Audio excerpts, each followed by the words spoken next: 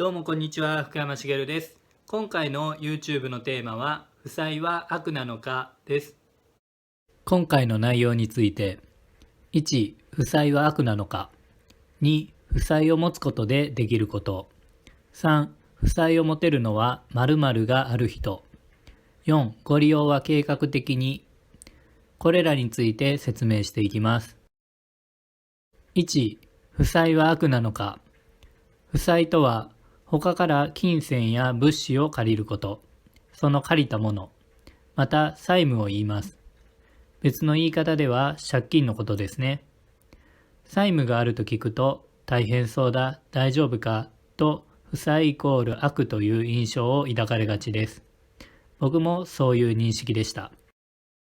経営の勉強をしていて分かったことは、負債イコール悪とは限らないということです。状況、計画、程度によっては善になります。今回は善の部分について説明します。2、負債を持つことでできること。まずは交換を先取りできることです。お金の機能については交換機能があります。交換機能については以前に配信したお金の感性で説明しているので、気になる方はご覧ください。資金調達として負債を持つことで交換の時期を早めることができます。例えとしては学生の奨学金です。家庭の事情で大学や専門学校に行けないという場合があります。500万円足りないんですね。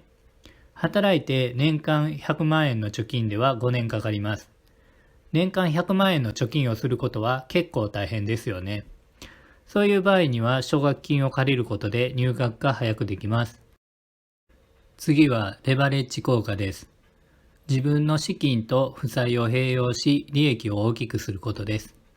会社経営や不動産投資でよく用いられている言葉です。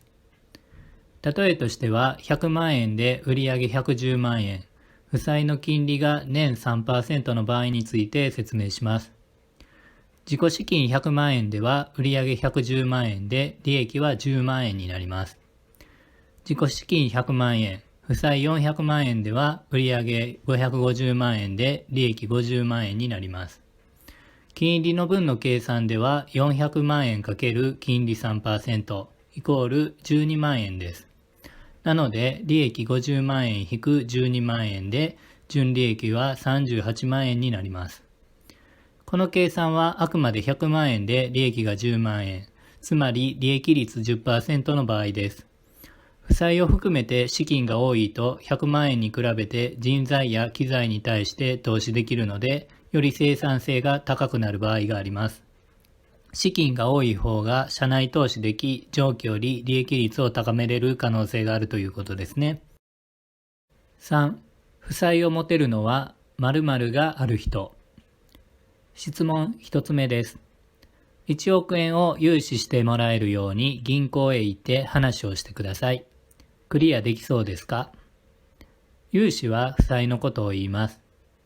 最初に思った直感を答えにしてください。多くの方ができないと答えたと思います。融資で利益を出しているとはいえ、銀行にとっても大事なお金です。しっかりと返済ができるか審査します。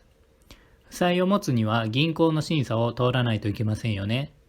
つまり、負債を持てる人は信用がある人です。質問2つ目です。融資を受けたことがない無借金経営の会社、融資を受けた経験がある会社、どちらの方が新たに融資をしてもらいやすいか。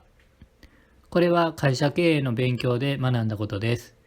経営に興味がない方も教養として知るのはいいと思います。では、最初に思った直感で答えてください。融資を受けた経験がある会社が融資を受けやすくなります。理由は返済実績とつながりがあるところに融資したいからです。例えとしては、あなたが大事な本を1冊持っています。同時に A 君と B 君が貸してほしいと言ってきました。どちらに貸しますか？ A、真面目そうだけど初対面の人。B、いつも貸したものはちゃんと返してくれる人。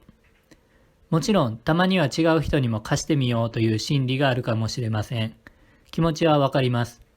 ただ、返ってくる確率が高い方はどちらかと考えた場合は、B 君の方が確率が高いと捉えられます。なので、会社では自己資金のみで経営できそうでも、いざという時に融資してもらえるように負債を持っているというケースがあります。4、ご利用は計画的に。今までは負債の前の部分を説明してきました。しかし、計画性のない限度の超えた負債は大きなリスクがあります。注意してくださいね。企業は事業計画書や決算書を書いて負債を持っています。プロとして考えて、プロから認められて負債を持っているということです。計画と管理があるから成り立っていると思います。なので、生活において負債を持つときは、人生計画を立てて管理しながらお金を利用した方がいいですね。今回は負債について説明してきました。以前に配信した3種類の支出でも説明した通り、お金の使い方が人生に影響します。そのお金の調達として負債は一つの手段です。リスクはありますが、有効活用するのもいいですね。今回の動画が皆さんにとって良い機会になれば幸いです。以上です。ご視聴ありがとうございました。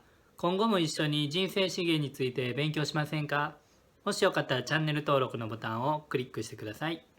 それではまたよろしくお願いします。